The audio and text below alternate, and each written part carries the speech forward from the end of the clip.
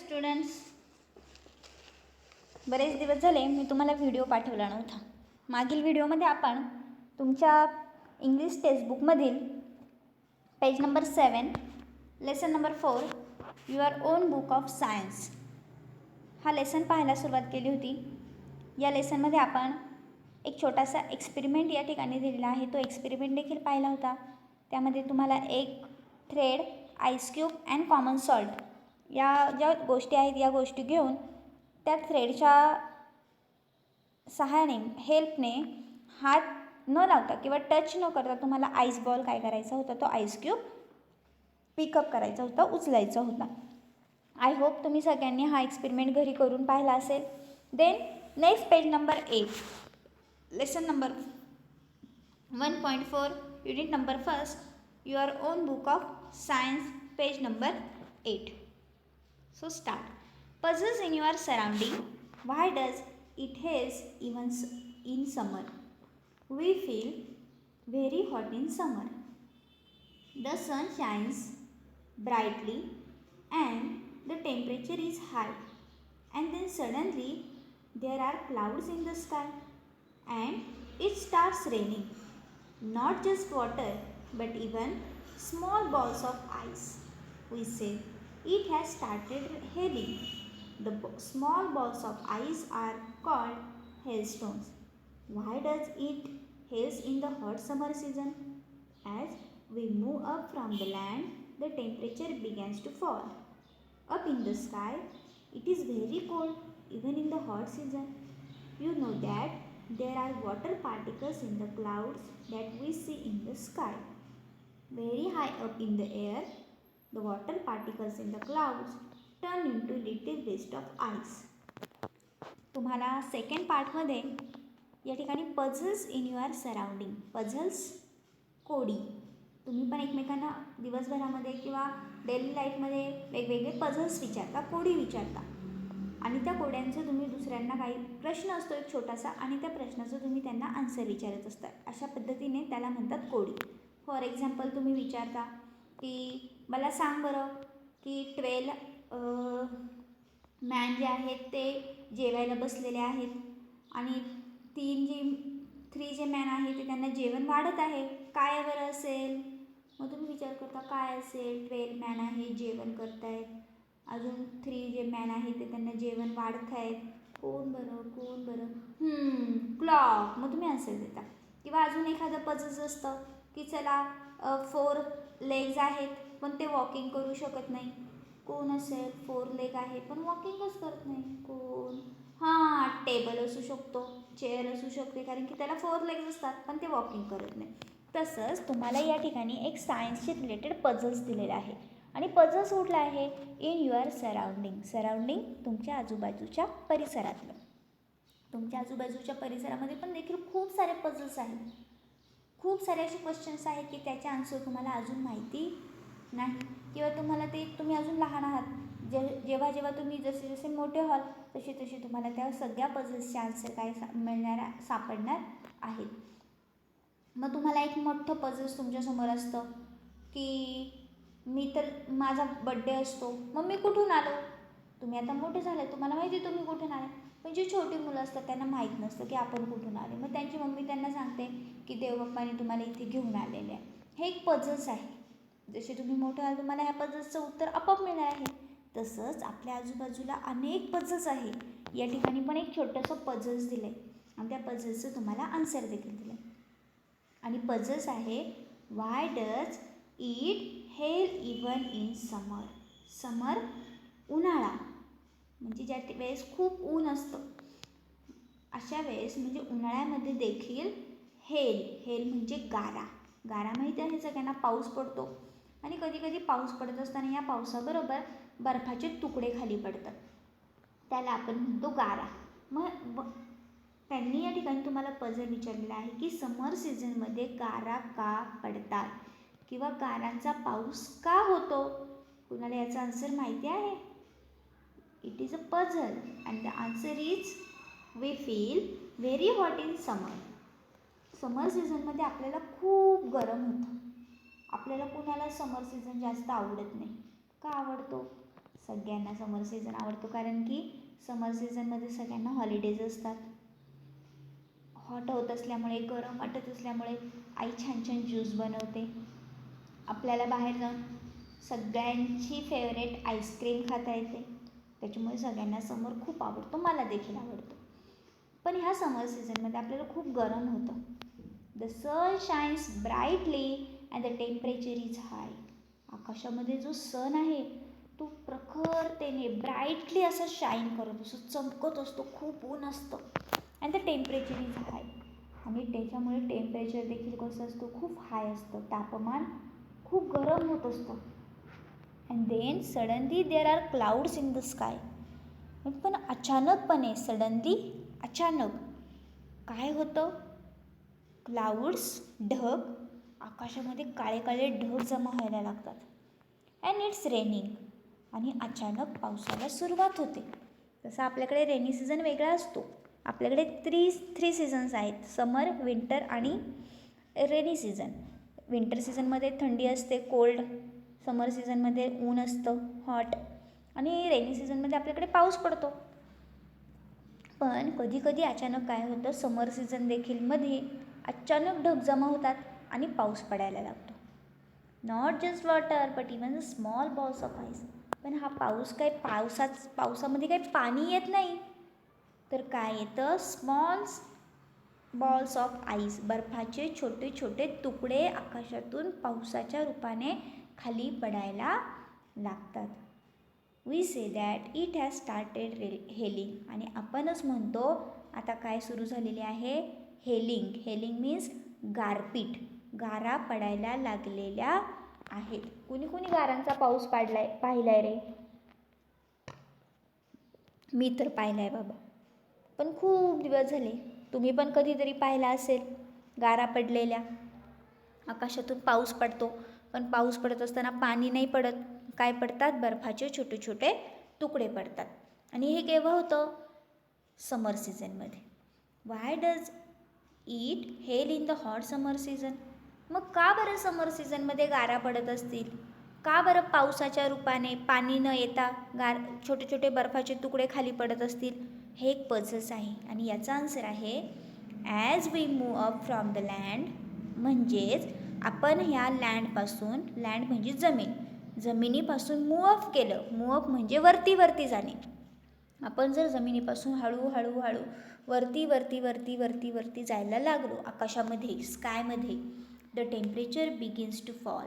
Temperature जे आहे ते टेम्परेचर हळूहळू हळू फॉल म्हणजे कमी कमी कमी व्हायला लागतो.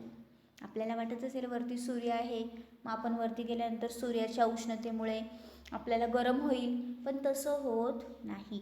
जसं जसं आपण ह्या लँडपासून वरती वरती वरती जातो, मूव अप करतो, तसं तसं टेम्परेचर फॉल व्हायला लागतं, फॉलिंग व्हायला लागतं, म्हणजे कमी कमी व्हायला लागतं. म्हणजे आपण वरती गेलो का आपल्याला थंडी वाजायला लागते.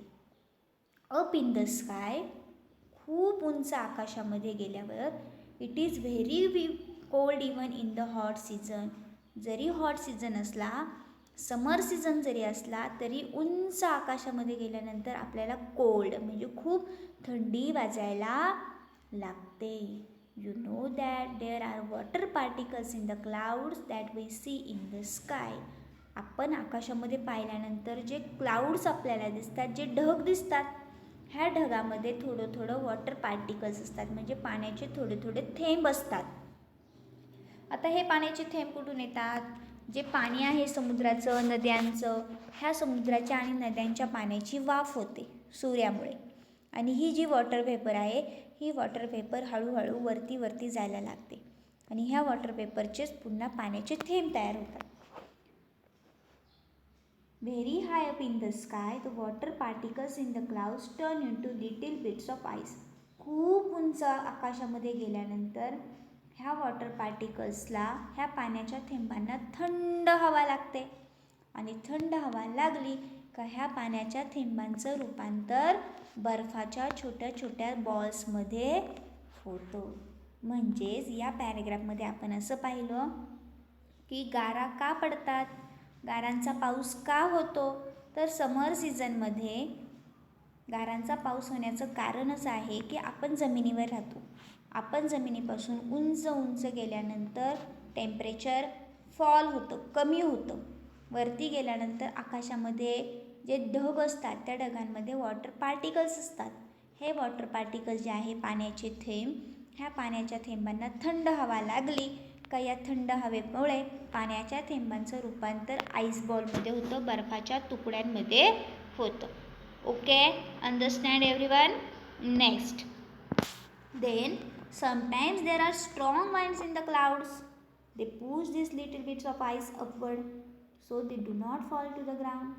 They go up and collect more water particles which freeze onto them. Thus the tiny balls get bigger and bigger. They turn into hailstones. The heavy hailstones then fall to the ground in the form of a shower. Very tiny hailstones melt before they reach the ground. They turn into raindrops, but some hailstones reach the ground before they melt. A light shower of hail can be great fun, but a hailstorm can cause great damage to crops, plants and animals. काय होतं? वरती गेलेले हे जे water particles आहे, ह्या water पार्टिकल्सचं रूपांतर conversion ice बॉलमध्ये होतं. आईस बॉलमध्ये झाल्यानंतर समटाईम्स कधी देअर आर स्ट्रॉंग वाइंड, खूप जोराची हवा वाहते. वाइंड वारा, खूप जोराचा वारा वाहतो आणि जोराचा वारा वाहिल्यामुळे काय होतं, they push this little bits of ice upward. हे जे छोटे छोटे बर्फाचे तुकडे आहेत, हे बर्फाचे तुकडे अजूनच वरती जायला लागतात. So they do not fall to the ground, म्हणून ते खाली येऊ शकत नाही वरती गेल्यामुळे. दे गो अप, ते वरती जातात. आणि कलेक्ट मोर वॉटर पार्टिकल्स, वरती गेल्यानंतर अजून थोडं पाण्याचे पार्टिकल्स त्यांना भेटतात. आणि पाण्याचे पार्टिकल्स त्यांना भेटल्यानंतर which freeze on to them, ते पाण्याचे पार्टिकल्स ह्या बर्फाच्या तुकड्यांना येऊन मिळाल्यानंतर हे बर्फाचे तुकडे आता थोडेसे मोठे होतात. Thus the tiny balls get bigger and bigger, हे छोटे छोटे बर्फाचे तुकडे आता थोडे मोठे व्हायला लागतात. They turn into hailstone, आता हे बर्फाचे तुकडे जे आहेत छोटे छोटे ते आता हेलस्टोन्स बनतात, म्हणजे गारा बनतात. The heavy hailstone then fall to the ground in the form of a shower, आता ते जड होतात आणि जड झाल्यामुळे ते वरती आकाशामध्ये राहू शकत नाही आणि मग ते काय करतात, जमिनीच्या दिशेने खाली यायला लागतात.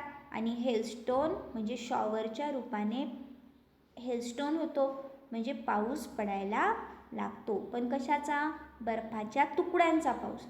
Very tiny hailstone made before they reach the ground, वरतून आकाशातून खाली जमिनीवर येईपर्यंत जे हेलस्टोन्स आहे, जे छोटे छोटे असतील, हे हेलस्टोनचं काय होतं, पाणी होऊन जातं, वितळून जातात, मेल्ट होऊन जातात. आणि जे मोठे मोठे हेलस्टोन्स आहे ते हेलस्टोनच फक्त जमिनीपर्यंत येऊन पोहोचतात. आणि जे हेलस्टोनचं पाणी झालं आहे त्याचा पाऊस पडतो. But some hailstone reach the ground before they melt, काही हेलस्टोन मोठे असल्यामुळे ते मेल्ट होत नाही, वितळून जात नाही आणि ते जमिनीपर्यंत येऊन पोहोचतात. आणि जमिनीवर समर सीझनमध्ये गारांचा पाऊस पडतो. A light shower of hail can be great fun, थोडासा गारांचा पाऊस पडला तर मज्जा वाटते, काश्मीरमध्ये गेल्यासारखं वाटतं, बर्फ पडतोय, स्नो पडतोय, खूप छान वाटतं. आपण तो बर्फ अंगावर सुद्धा घेतो, काही लोक तर हा बर्फ खातात सुद्धा. पण hailstorm can cause great damage to crops, plants and animals, मग खूप जास्त जर गारांचा पाऊस पडला तर हा गारांचा पाऊस ॲनिमल्ससाठी, आपल्या शेतामध्ये जे शेती झालेली आहे, जे पीक आहे त्या पिकासाठी आणि झाडांसाठी चांगला नसतो. ह्याच्यामध्ये खूप मोठ्या प्रमाणावर नुकसान होऊ शकतं, शेती खराब होऊ शकते. ॲनिमल्सला बर्फाचे तुकडे जोरात लागल्यामुळे ॲनिमल्स मरू शकतात. थोडासा हेलस्टोन पाऊस पडला तर छान वाटतं, पण जास्त जर हेलस्टोन्स पडले तर ते घातक असतं. Maharashtra was hit by a series of hailstorm in 2040. The hailstorm devastated thousands of acres of standing crops. Fruit crops were ruined. Birds and animals were killed and injured in large number. Farmers suffered heavy losses. It was a great natural calamity. तर आपल्याकडे महाराष्ट्रामध्ये सुद्धा अशाच प्रकारचा hailstorm झाला होता. म्हणजे गारा पडल्या होत्या केव्हा इन 2014 2014 साली महाराष्ट्रामध्ये देखील खूप मोठ्या प्रमाणावर गारांचा पाऊस पडला होता. The hailstorm devastated thousands of acres of standing crop. पण ह्या गारांचा पाऊस पडल्यामुळे गारपीट झाल्यामुळे महाराष्ट्रातली थाउजंड्स ऑफ एकर जी शेती आहे ही शेतीचं खूप मोठ्या प्रमाणावर नुकसान झालं. चांगली पिकं डोलायला लागली होती शेतात, सगळी शेतातली पिकं मरून गेली. Fruits crops were ruin. फळ शेती जी होती, ज्यांनी फळांची झाडं लावली होती ती फळांची झाडं नष्ट झाली. सगळी फळं पिकण्या अगोदरच किंवा बाजारात नेण्या अगोदरच गळून खाली पडली, खराब झाली.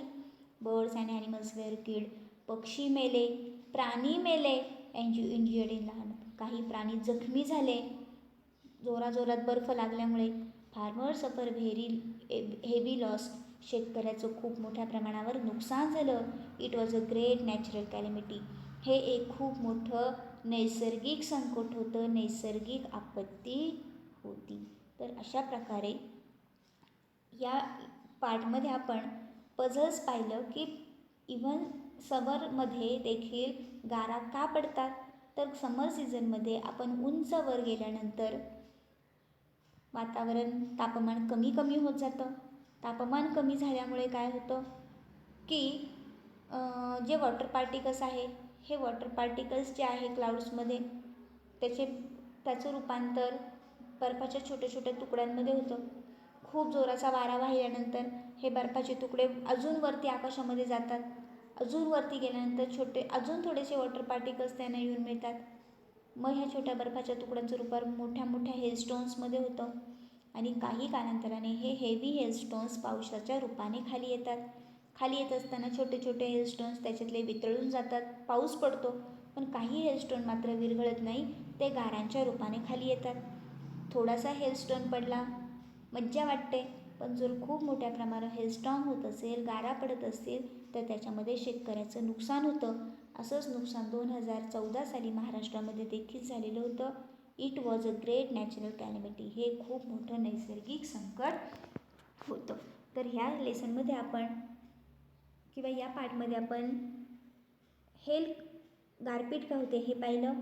डिफिकल्ट वर्ड्स या ठिकाणी पाहूया. पझल्स, कोडी, हेल, गारा, हेलस्टोन्स, गारपीट, टेम्परेचर, तापमान, मेल्ट, वितळणे, कॅलॅमिटी, संकट, आपत्ती. I hope you all understand this lesson very well. Write down difficult words in your notebook in clean and neat handwriting. Read the lesson and do study hard. Okay, thank you.